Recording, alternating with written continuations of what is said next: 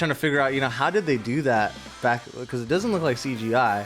No, it wasn't. It shows like all the dents bumping out and like reforming itself. Yep. So I thought that was really interesting. Well, they destroyed 20 cars in the making of this movie. You couldn't even be, if you were a 17-year-old guy and you didn't even have a car, you weren't even in the game. But then the teacher comes, and then the teacher grabs the bully, and like, that's something you cannot do today.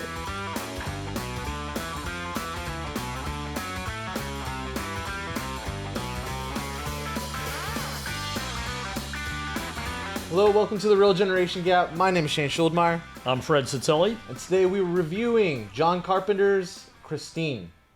Before we dive into this review, please make sure to give us a like, comment, and subscribe. And let's get right into it. This movie, once again, had everything.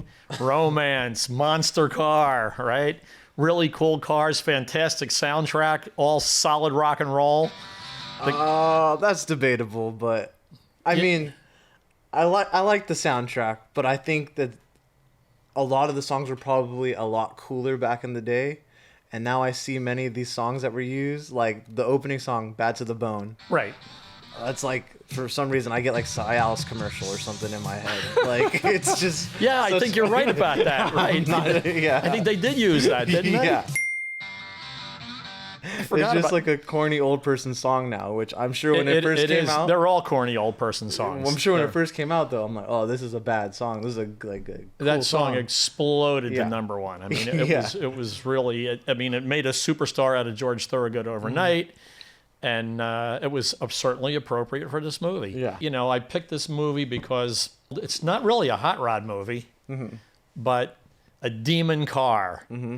And there was a car culture in America that you can't even imagine. Yeah. When I grew up, everybody had these cars. They were on the street, big giant Cadillacs and Lincolns and super heavy Mopar big blocks all over the place. And kids in high school had these cars? Absolutely. You should have seen the parking lot.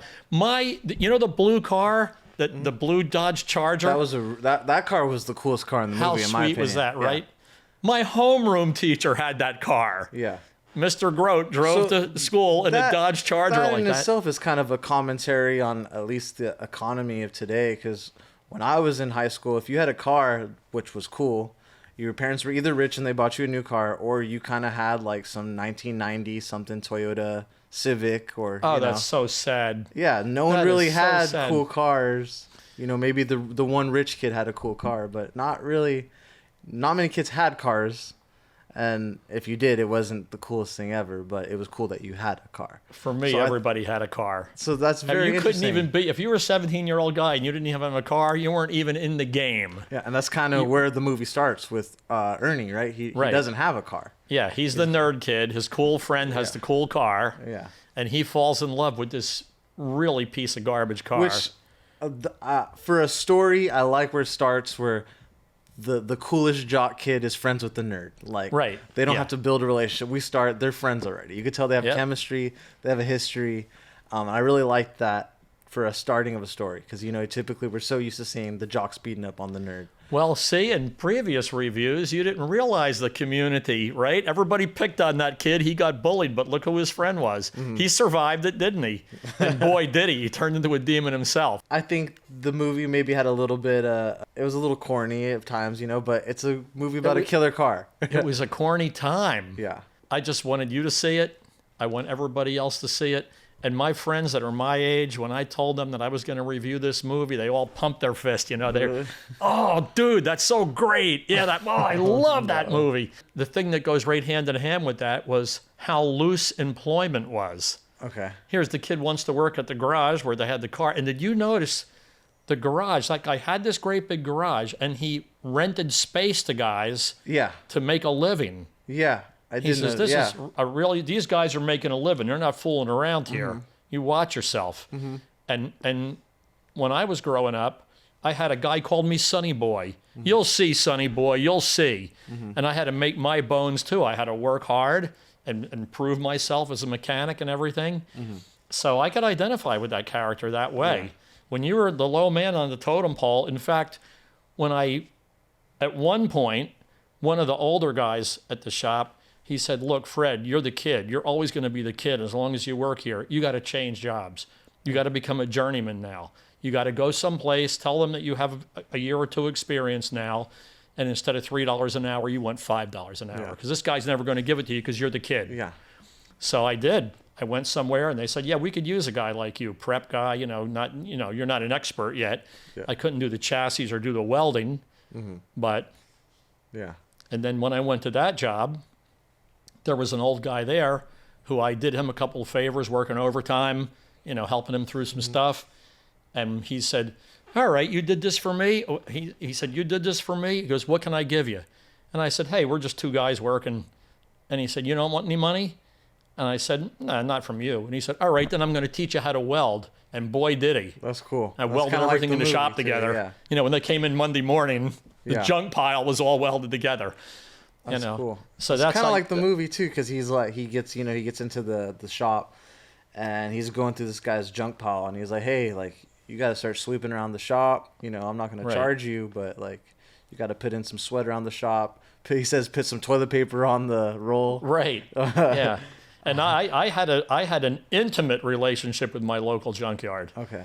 And that's how it was. Everything was a lot looser. And you pointed out a real good thing.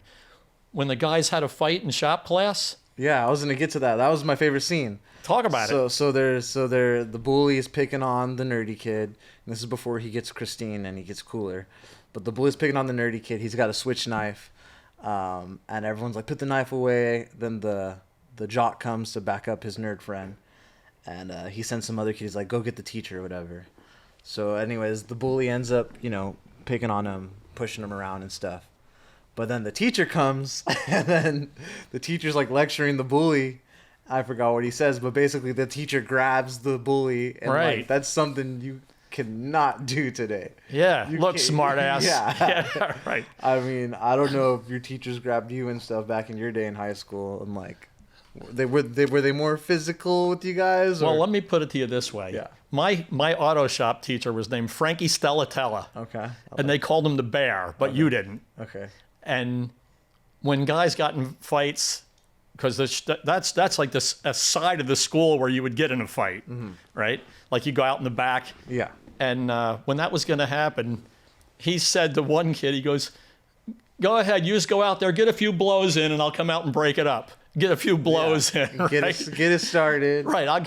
So you could never do something like that now, but it was a big difference. I feel like now they're not even allowed. I mean, I could be wrong. I feel like, but now they're not even allowed to intervene. Like they're not allowed to even touch kids fighting. They're supposed to, Right. They call the police. Yeah, exactly. So it was kind of cool that they portrayed that.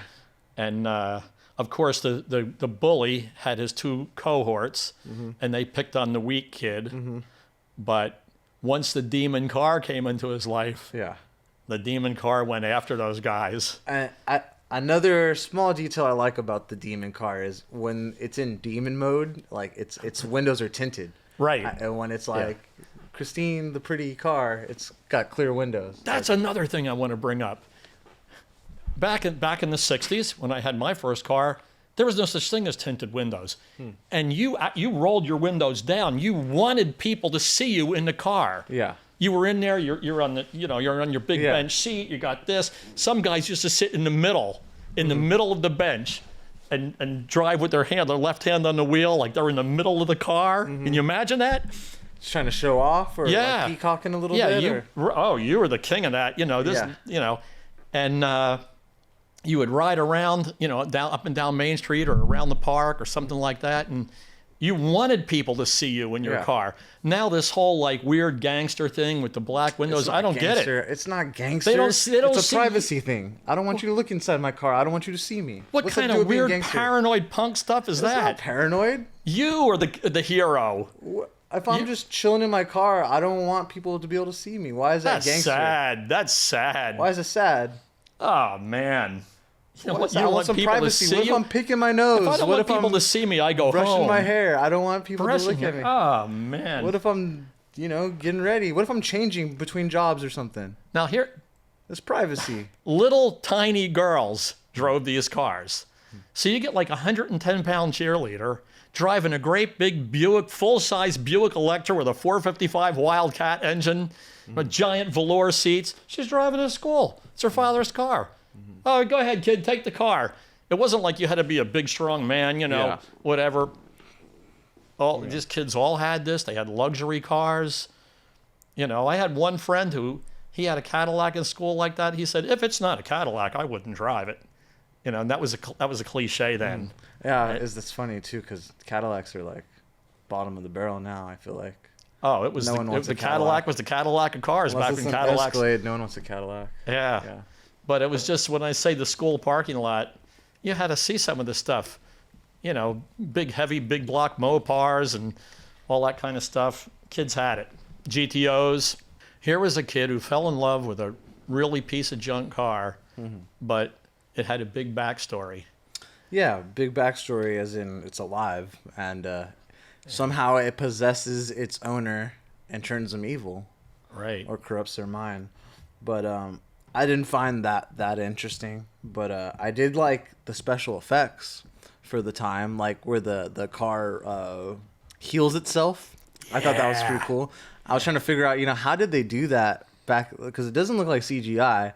No, it wasn't. It shows like all the dents bumping out and like reforming itself. Yep. So I thought that was really interesting. Well, they destroyed 20 cars in the making of this movie. That's cool. And what they did to have it repair itself was they had hydraulics inside the car that pulled everything in. Mm-hmm. So when you saw a dent go in, when they made the movie, they showed it in reverse. Okay. So the dents that were getting sucked in and the bumper that was getting crushed in, it was getting pulled in with hydraulics. Yeah. And then they just ran the film backwards. So the once perfect car that they created this thing where it destroyed itself, then you showed it backwards. Yeah. And that was a real great way to do that. And the best moment of that was when the car was really destroyed, when the hooligans smashed up the kid's car. Mm-hmm. They wanted to get revenge on him. They went in the garage and beat up his car at night. The next day he went in, and when he saw the destroyed car, he knew that the car could fix itself. Yeah. And he looked back at it and he said, show me. Show me, yeah. And all of a sudden the headlights came on and the tires inflated. Yeah. And so that was all stuff that was done in reverse, right? And all of a sudden all the crumpled stuff, the windshield cleared up. Yeah. And it was all nice. Now, one of the things that was in that regard that was kind of dopey was the police came and said, how did you fix this car so fast? My thing was, he said, this car wasn't involved. It's obvious the car doesn't have any dents or scratches or anything. You got the wrong guy. Yeah. But he said, it was just a lot of hard work. Like he restored the car in one day. Mm-hmm. So I thought that was kind of like they could have played that a little different. I feel like there's no internal struggle with them realizing the car's alive. They kind of all just accept that real quick and easy. Right. Including the cop. Right. After a while, something's wrong here. Yeah. They're not like, there's no way the car's alive. But they all just like, oh, it's the car. Right. Something's wrong. Yeah. Something's wrong here. There's the cop talking to him in the scene, right? Now, it's when the car decided to go after the three hooligans, the bullies, because now the kid with the nerdy kid, he had tape on his glasses, but now he didn't anymore. Mm. He didn't have glasses. You notice he had a high roll? He's starting to have that kind of a shirt and everything. He's talking back to his parents. Yeah. He wasn't humble anymore. Yeah. He's becoming possessed. When the car went after the three guys that destroyed it, to me, that was just like a Charlie Bronson Death Wish thing. Like how he went after those people that attacked his family. Right now, the car was going to get those guys in a gruesome, gruesome way. Yeah. And he really did. And the scene where the gas station wasn't even a real gas station in Hollywood. They just built that and blew it up. Yeah. But because it was a fun scene. The movie was made in Los Angeles County, But but when they had the thing where the car was completely engulfed in flames and was still chasing that kid. And then when it ran him over and he was just laying there smoldering in flames, that's when you knew it was the car from hell. So did you notice that the color of Christine's exterior changes slightly throughout the film? That symbolizes her moods. Did you notice that?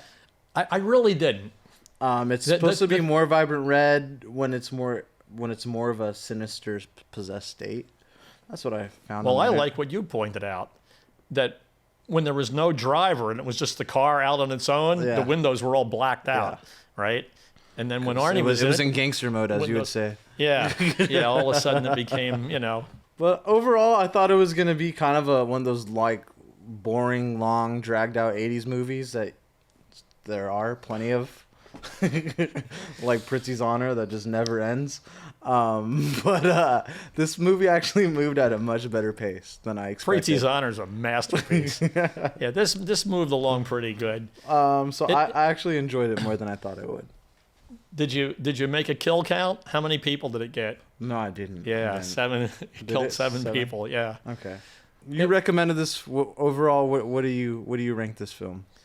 I give it a 6. 6. Yeah, I love it, and I know lots of people who do, but it doesn't really, it doesn't push any boundaries. There was no big social commentary. Yeah. There was nothing much to think about, and it's just a fun movie. It was a really fun movie that you could, just watch and relax and fall asleep in front of or whatever. Yeah.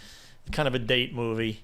Yeah, I give it a 6 as well. It's like one of those movies like I didn't hate the passing of time while I was watching it. Mm-hmm. But I wouldn't go back to watch it again. Right. Well, I've watched it multiple times. Great movie in its kind. Mm-hmm. Thanks again for watching The Real Generation Gap. My name's Shane Schuldmeyer. I'm Fred Satilli. And this has been a review of Christine. Thanks again for watching The Real Generation Gap. Please give us a like, comment, and a subscribe. Give us a comment on what you think is the best Stephen King movie. Did you like Christine? Have you seen Christine? Are you going to check out Christine? Have you ever had a car that has given you spooky vibes? And check us out on Spotify or any other place that you find podcasts. Thanks again.